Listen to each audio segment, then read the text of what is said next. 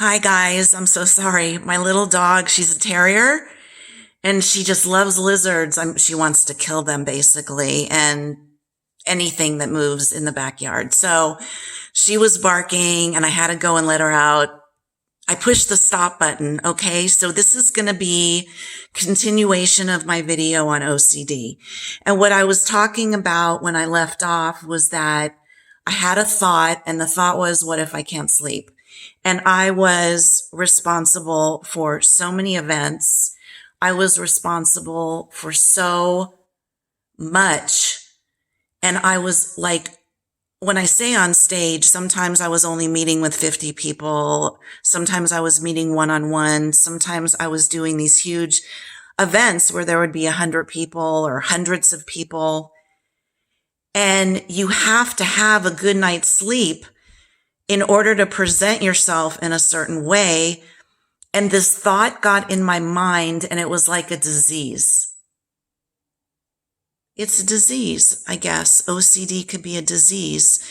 And I remember doing an event and barely making it, and having to put on the business suit and speak eloquently and having to put on my makeup and having to engage everybody and be wonderful.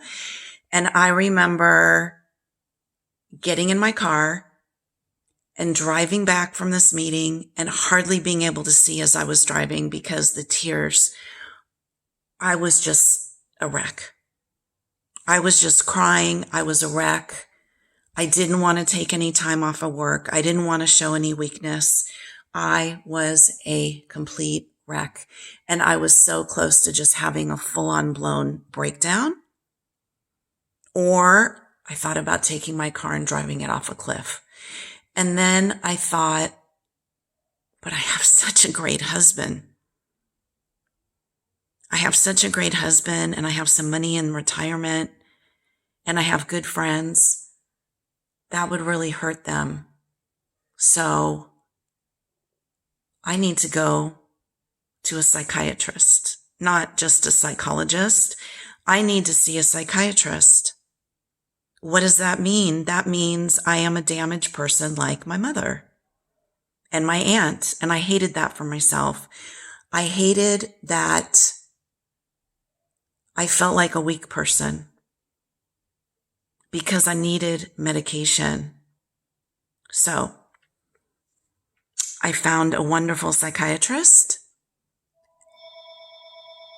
Oh, you can't make this up. Sorry, I'm making this at home. We'll just ignore that. I found a wonderful psychiatrist, you guys, and I gotta tell you, she's calling me back, my friend, but I'm gonna call her back in a minute. It'll be over in a minute. My apologies. But anyway, what I gotta tell you is he put me on, will that ever stop? Jesus. Okay, thank God it stopped. Okay, he put me on Prozac, you guys. He put me on Prozac and I felt very lightheaded. I felt very lightheaded and like in a dreamy state for about a week. And then all of a sudden, as the weeks went on, those thoughts in my mind, the volume of it started turning down. Almost like listening to a really loud stereo, and now it was like a faint whisper. And I thought to myself, it's working. Oh my God, this is working. And I started sleeping better. And I started having less thoughts of marinating over these thoughts over and over and over and over and over. And I was able to, between getting the Prozac, between going to counseling and going for hypnosis, I was able to get over the worst time in my life. One of the worst times in my life. One of the worst times in my life. And I got through it. And I'm so glad I'm here. And I am 60 years old. And I am doing these videos. Why? My husband and I never had kids. And I have a very dysfunctional family that I came from. And I do these videos to help all of you because I know there's a lot of you that feel very alone in all these things and maybe don't have someone to talk to and maybe don't know somebody else who has gone through this. And I want you to know that there's hope. There is always hope. And if you do need to try a couple different medications before you find the right medication, I want you to know that it's okay. You take it day by day, and the sun does come out, and there is joy in your life, and you deserve to be more than constantly obsessing, constantly worried about, did I hit that stranger when I was driving? Oh my God, is there going to be a fire starting at my house because maybe I left the stove on. And so you rush back to your house to check the stove, check everything. Okay, I didn't leave it on. But then you go to leave. But what if I did leave it on? Oh my God, shit. What if I left it on? Okay, I'm going to go check it just one more time. Damn it. And then you go back. And then you tell yourself, okay, I'm checking it. It is off. It is off. It is off. It is off. It is off. And then you walk back and then you look at it as you're walking. No mysterious entity is turning it on. And then you leave the house but I forgot to set the alarm. Crap! So then you go back to check the alarm. This could go on for a long time. People make fun of people that have OCD. Howie Mandel talks about having OCD, and it's been part of his comedy act. OCD is real. It's not fun, but it's part of so many people's lives. And I am doing these videos to try to reach out and help you guys wherever you are. You got to find a very skilled, good psychiatrist and psychologist and give yourself permission. Give yourself permission to get better. Give yourself permission to get better. Go out, put on some earphones, listen to some music, walk around. If you don't want to walk outside, walk around in your backyard, walk around inside, get moving.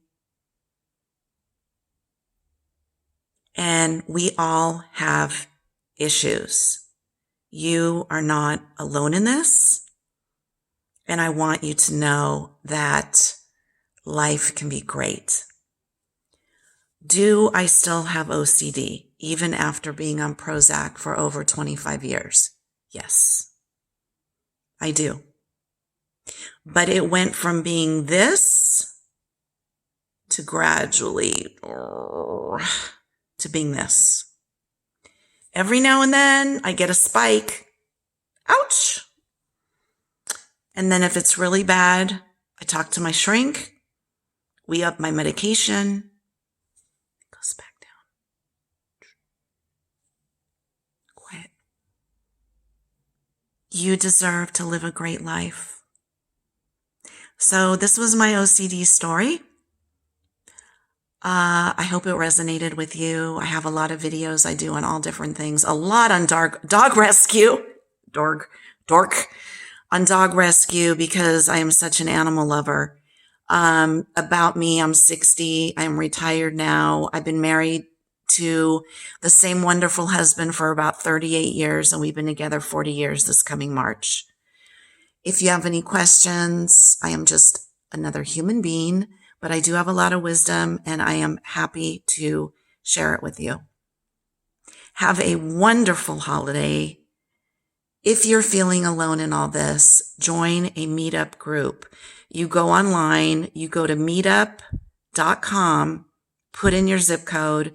There are groups all over the United States. When I was in Israel, I met actually a Muslim guy that was saying he hardly had any friends because he was living in Israel and he was Muslim. He wasn't part of the mosque. And he's like, it's really lonely. And I said, you need to join a meetup group. And he's like, what's that?